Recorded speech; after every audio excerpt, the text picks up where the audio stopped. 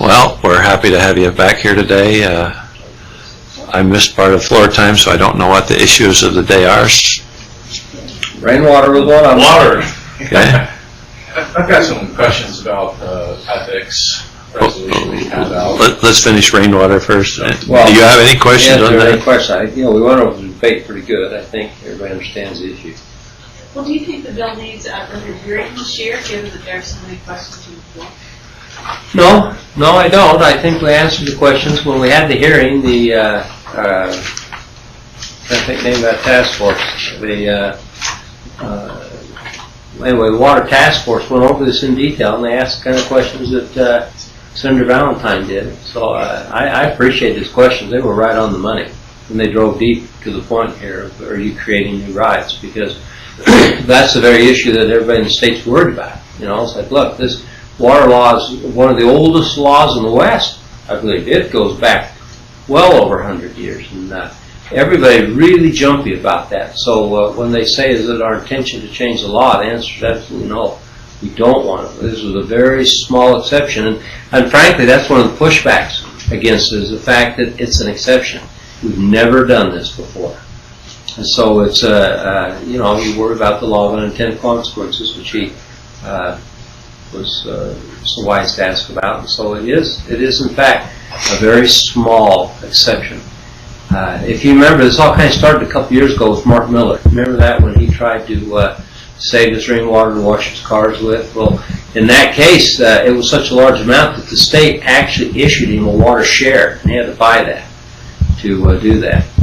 And so my feeling was we want to try to promote some of this, and whether that lawn or whether that rain hits your gutter and goes on the lawn, or hits your gutter and goes in the tank and goes on the lawn, I view that as pretty much the same thing. So that's why that's why we made it so you couldn't transport it, and you could only store a certain amount. So it made it tough to do. I have to also say I appreciate Senator Jenkins and the responses that he gave, because what we've done is we've created a record now that someone in the future who looks at this and says, oh, they intended to change the water law. It's very clear on the floor debates in the Senate, we are not changing the water law. This is a very narrow exception. Isn't an exception a change in the law? No, it's not. Let me rephrase that, Joe. It's not a change in the whole basic underpinning the philosophy of the law. It is an exception to that basic philosophy of prior appropriation, which is almost universal in the West.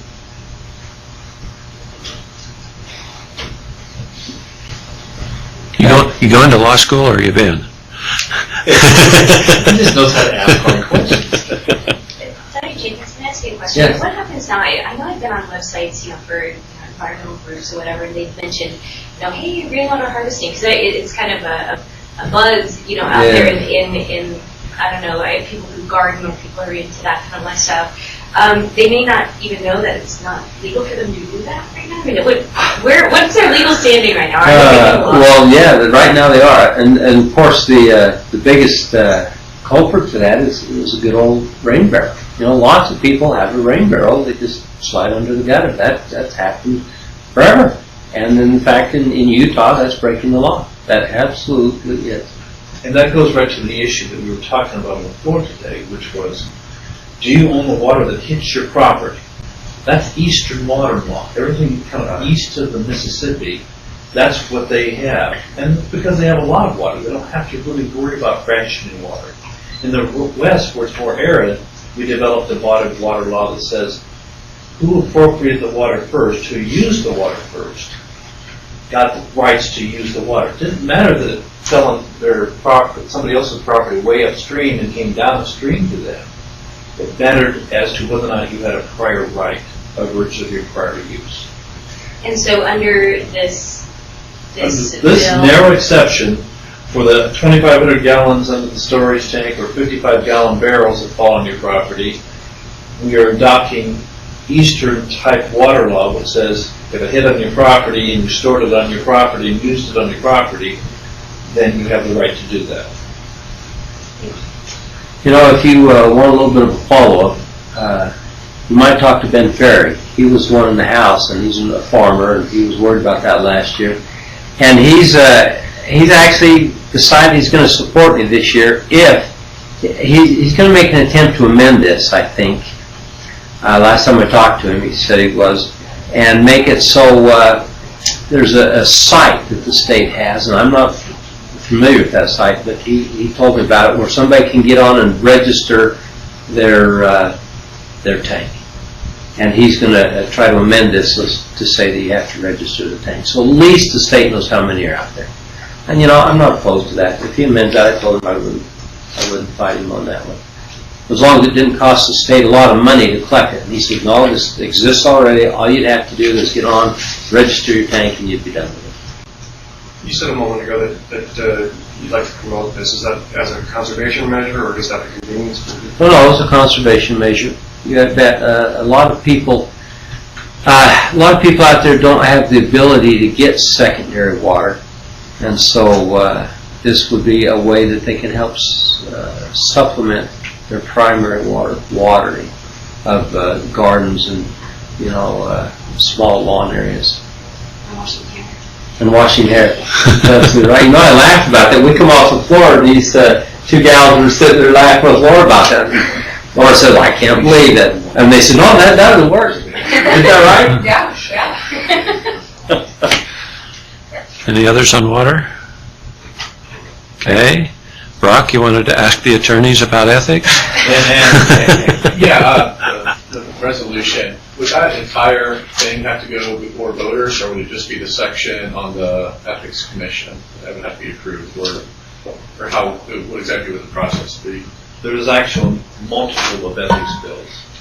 I have 3 of the ethics bills. One of the other ethics bills is a constitutional amendment. The constitutional amendment does have to go before voters. The other 3 do not. So this would just be putting that into your rules for if there is an amendment to the Constitution and voters approve it? SGR 3 is the resolution that creates the framework and the details of how an independent ethics commission should work. That independent ethics commission also integrates in regard to our individual ethics committees in the House and Senate. And those do require amendments to our rules to make those kind of work together. But if the constitutional amendment does not pass, whether here or voters, would everything in SJR 3 be go into effect, or does it hinge on that amendment becoming part of the Constitution? This SGR 3 is not contingent upon the resolution, which I think is going to be in SGR 5, if I remember correctly, passed. It is a standalone provision. However, if the constitutional amendment does pass, then the constitutional amendment will give protections to the Independent Ethics Commission that is in SGR 3, so that SGR 3's Independent Commission would be in compliance with a constitutional amendment.